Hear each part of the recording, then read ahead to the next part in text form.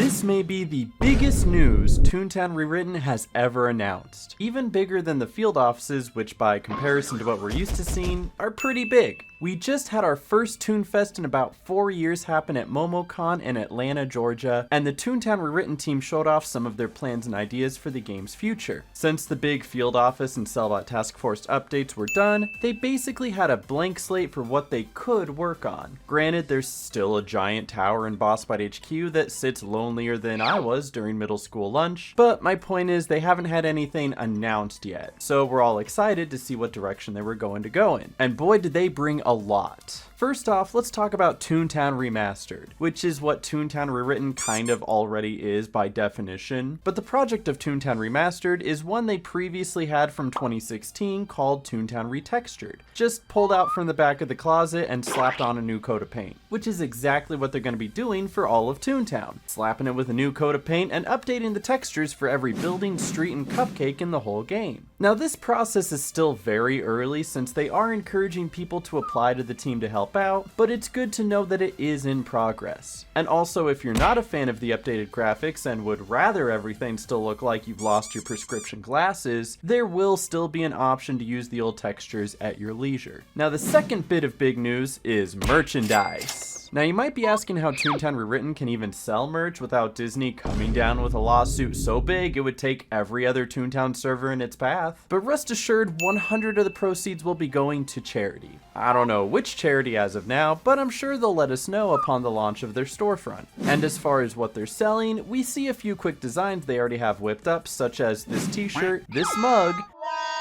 and this very cozy Donald's Dreamland blanket. And yes, it is a blanket, not a pillowcase. They even brought one out to show us, but wouldn't a pillowcase be cool too? They should take some notes. But next up we have the good stuff. Honest to God content. One of the biggest criticisms Toontown has had even since the early days of TTO was how annoying the boss grinds could be. Back in 2005, it made a bit more sense to have kids run 14 back 9s, which took an hour each, because the longer they spent on the game, the longer it takes for them to complete it, and the more monthly subscribers Disney's gonna make money off of. It's the same reason it took you a minimum of 3.5 months to max gardening if you did it every single day. It was a scam from the start. Now that the game is free, TTR has lowered that requirement from 14 to 7, and then 4, and now they've decided to just scrap the whole thing. That's right, you heard me. Back 9s are officially dead.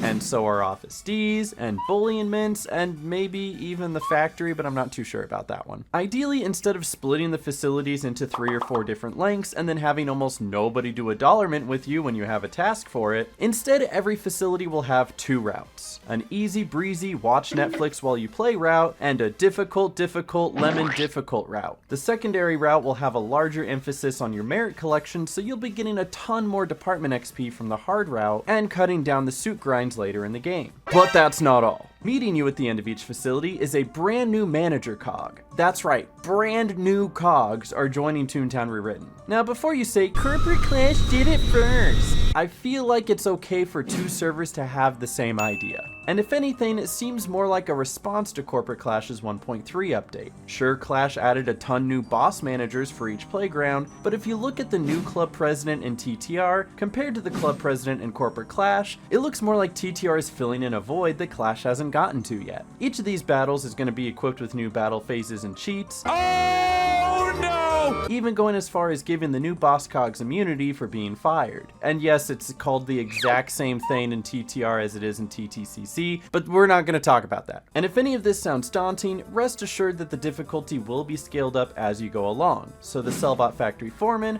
will be more of a pushover compared to the Lawbot Clerk.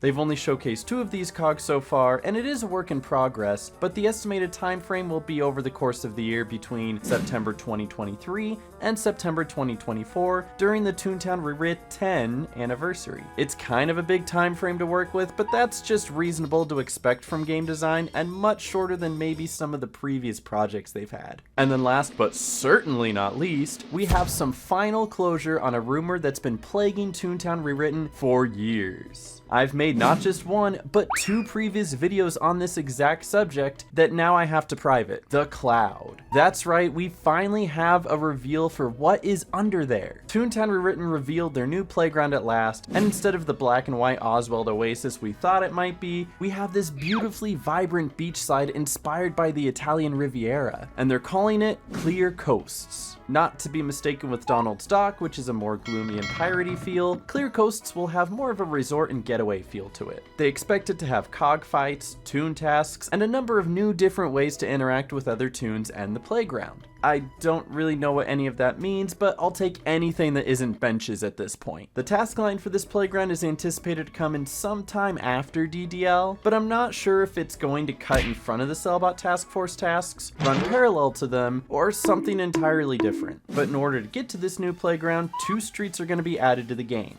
One in Minnie's Melody Land, which is still a mystery, and one in Donald's Dreamland, where we actually get a first look at this street called Snooze Square. By Joey's words, we have a kind of cool layout that has some hills, some slopes, something that we haven't seen in streets before. Maybe not the first elevated street I've seen in Toontown, but yeah, the first elevated street in TTR. This playground will have a 3rd street of its own connected to what appears to be a volcano of some sort. Don't ask me what this is because there is quite literally 0 information on this. Like, nobody even asked about it at the Q&A panel. We have nothing to go on. Could it be a place to fight Cogs? Maybe it's a place to sacrifice your doodles to the Toon Gods to get better drop accuracy boost? Who knows? But TTR expects to bring us more information by Toonfest next year, so don't expect it to release anytime before then. But I do believe that covers most of the big bullet points, and if I missed anything, be sure to leave a comment down below and let me know what you guys think of the changes. The future of Toontown is looking bright, and after being alive as long as the original was before it died,